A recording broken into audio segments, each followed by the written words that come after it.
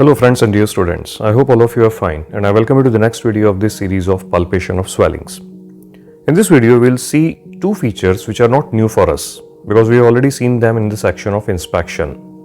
They are cuff impulse and pulsatility. So let's see them one by one.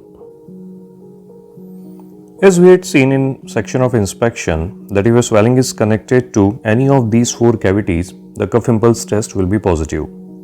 Because whenever a person cuffs, there is a sudden sharp rise in the pressure of pleural cavity, abdominal cavity, spinal canal and cranial cavity. And here are some common examples like all types of hernia, mainly inguinal, umbilical and incisional hernia, the empyema necessitans which is connected to pleural cavity, and meningocele and encephalocele which are connected to spinal canal and cranial cavity respectively. Besides, there are a few more swellings mainly from the venous and lymphatic system like saphenavarex, lympharix and varicocele which are not directly connected to these cavities. Still, they give rise to a positive cuff impulse test. The pressure of these cavities, it increases not only during cuffing but during various other activities like sneezing or defecation or even weightlifting. But during clinical examination, cuffing is the most practical way to assess the rise of pressure in these cavities. And as stated earlier, it is a common finding for inspection and palpation because you can see it as well as feel it. For inspection, it is said to be positive if your swelling either appears or increases in size on cuffing. For example, in early stages of any hernia or for very small hernia, normally there is no swelling on inspection, but it appears only when patient cuffs. While in other cases, a pre-existing swelling increases in size on cuffing. So in both of such cases, the cuff impulse test will be said to be positive. And on palpation, your fingers will feel an expansile sensation which is synchronous with the cuffing of the patient. Here it is important to know that in case of fluid-filled swellings like saphenavarex or varicocele, you will feel some thrilling sensation just like fluid thrill, while in other cases, the sensation will be expansile. This can be felt by different ways depending mainly on the size of the swelling. If your swelling is small, you can keep your hand on the swelling and ask the patient to cuff. But if the swelling is large and if you can hold it, then it is better to hold it from the root by your thumb and fingers. And if the impulse is strong, you may even see a visible separation of your fingers. Here I would like to remind you again that cuff impulse, as we saw that it was a special feature during inspection, so it should not be tested to swelling in any part of the body. During inspection or palpation, check this test only if you suspect that your swelling is connected to any of the four cavities: pleural cavity, abdominal cavity, spinal canal or cranial cavity. But if your swelling is far away from any of these four cavities, say for example if it is in the distal part of your limbs, then there is no sense of performing this test. And also reminding you for an obvious precaution that you should ask the patient to turn his mouth away from you while cuffing, mainly to avoid the shower of saliva over you. Interestingly, in some cases, we get confused with the generalized vibration of patient's body which occurs with cuff. Because when you cuff, your whole body vibrates for a fraction of a second and sometimes you may wrongly interpret it as a positive cuff impulse test. And to avoid this confusion, you should keep your other hand on some other part of the body in the vicinity. And if you are getting the same vibration sensation in both the hands, that means what you felt was the vibration of the body. Say for example, if you are checking cuff impulse in a swelling in the inguinal region and if you are keeping one hand here, then it will be better to keep your other hand on the other side. And if your swelling is connected to abdominal cavity, then you will definitely feel some different sensation in this hand.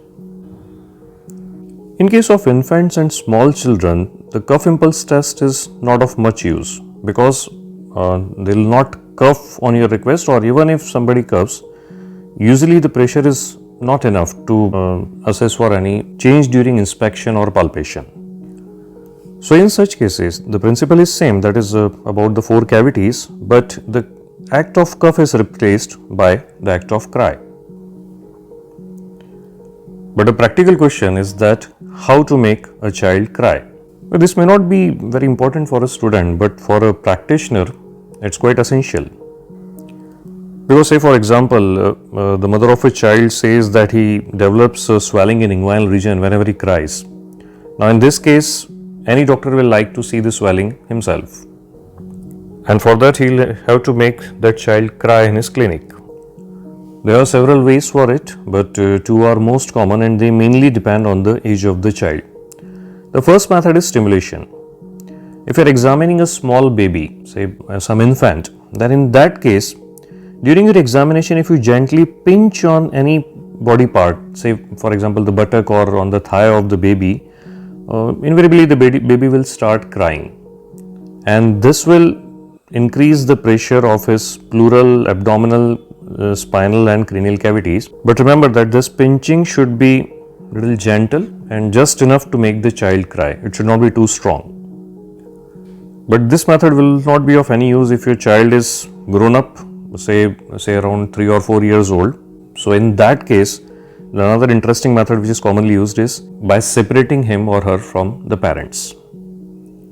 A doctor can request the parents to go away from the child for a while, and invariably almost every child starts crying in such a condition, and that will definitely solve your purpose. And I personally feel that these are some better ways to make a child cry rather than by threatening him by showing some injection or talking about some surgery. Next feature in the series of palpation is pulsation, and we already seen it in video on inspection series. There are several conditions in which your swelling can be pulsatile.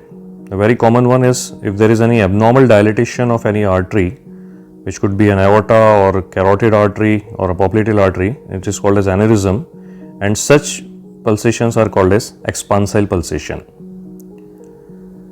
In other category, the swelling itself is not pulsatile, but it is in the close proximity of any major artery. So in this case, it will only transmit the pulsation of underlying artery, and these pulsations are called as transmitted pulsations. And still there is a category in which the swelling is pulsatile mainly because of its vascularity. So if some sarcomas and some metastases, mainly from the follicular carcinoma of thyroid and renal cell carcinoma, these metastases are so vascular that you may feel them warm and you may feel some pulsations during palpation. As you can see here, it's normal artery. Here it is dilated, and this is aneurysm, and this is giving rise to expansile pulsation. But here the artery is normal, swelling is non-pulsatile. It is only transmitting the pulsations of artery. Just like cuff impulse, this finding is also common for inspection and palpation. You can see as well as feel the pulsation, but the assessment is better in palpation because if the pulsations are weak, you may not be able to see them, but you will definitely feel them during palpation. And the other important difference in the palpation is that you may be able to differentiate between the expansile and transmitted pulsations during palpation. You will have to just keep your 2 fingers over the swelling. If the pulsations are expansile, definitely they are strong. So in that case, you will feel that your fingers are lifted as well as separated. But in case of transmitted pulsation, you will feel that they are only lifted up.